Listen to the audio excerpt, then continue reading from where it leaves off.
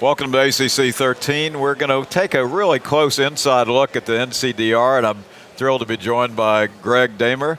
Greg is Chief of Cardiology at Scott & White, is that right? And, yep. And you're also the, I've got to look at this title because it doesn't roll off. You're also the chair of the NCDR's Public Reporting Work Group and a former member of the management team. So thanks very much for joining. Yes, I am. Thank Greg, you. let me ask you about the NCDR and the sort of the role of data. I mean, it sounds like it's critical in our practice of cardiology today, isn't it? Oh, absolutely. We are becoming very data-driven in what we do. Randy, we have guidelines.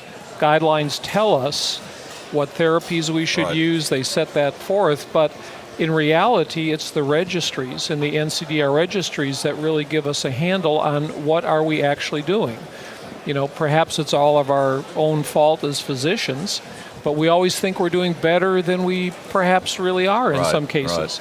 So without that measurement, and that's what the NCDR registries bring us, is that measurement science that really gives us a up-to-date look at what we are actually doing, and it's upon that we can build from quality improvement and improve patient care. And that's the real mission of the NCDR. So it's critically important. There were, you had just mentioned that there have been lots of neat highlights here of the NCDR. Some of the amount of abstracts you were telling me. Tell me about what's been going on here at the meeting. Well, there's been a strong effort on the part of the NCDR to really harvest all this data and turn it into publications. Right.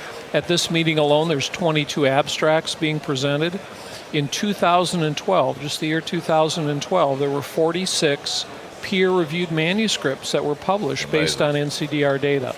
This is a particularly exciting meeting because one of the newer registries in the NCDR is the IMPACT registry. This is a registry focusing on pediatric cardiology and specifically on pediatric cardiology procedures. And this meeting is the first time that any data from the IMPACT registry is being reported, with 4 specific abstracts that are harvested from IMPACT. So that's very exciting. So really just a really highlighting area there. Let me ask you, I know that you just gave the James T. Dove lecture, which is fabulous. Yes. But you were really, I think in part of that you said you talked about public reporting. Tell me a little bit about that. Well, the whole session, the James Dove session, was on public reporting, and this is a very hot topic these days, very hot.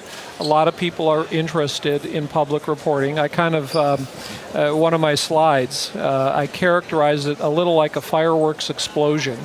Right now, public reporting is going in a lot of different directions. Like fireworks, it's drawing a big crowd. There are some who ooh and ah and think it's a great thing. Sure. I have a lovely 5-year-old granddaughter, and she's scared to death of fireworks. And there's lots of people who are scared of public reporting right now. And then finally, just like all the announcements you see around July the 4th, it is very clear, if this is not done and it's not done correctly, just like fireworks, you can hurt yourself. So the whole session really focused on pros and cons of public reporting. It is going to happen. It's going to happen. Yeah, it is. There is no question it's going to happen.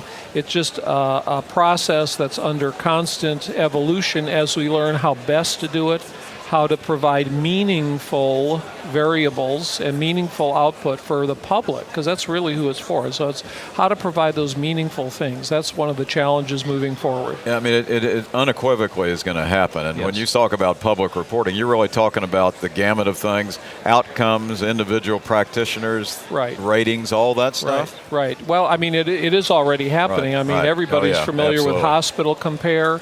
There's Physician Compare is coming down the line.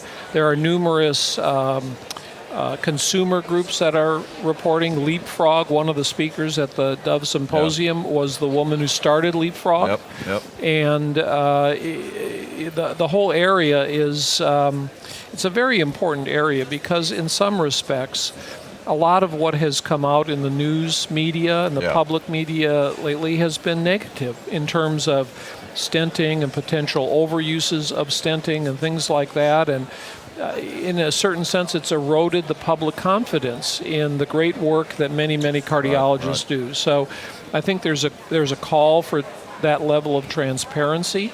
People really want to see that thing. They want to, as we move from a fee-for-service type of payment model to more of a value-driven or value-based payment model, quality-based payment model. This information is going to be very important to the public. It's going to be very important not only for the public but for media that covers this, because they really need education. Yes.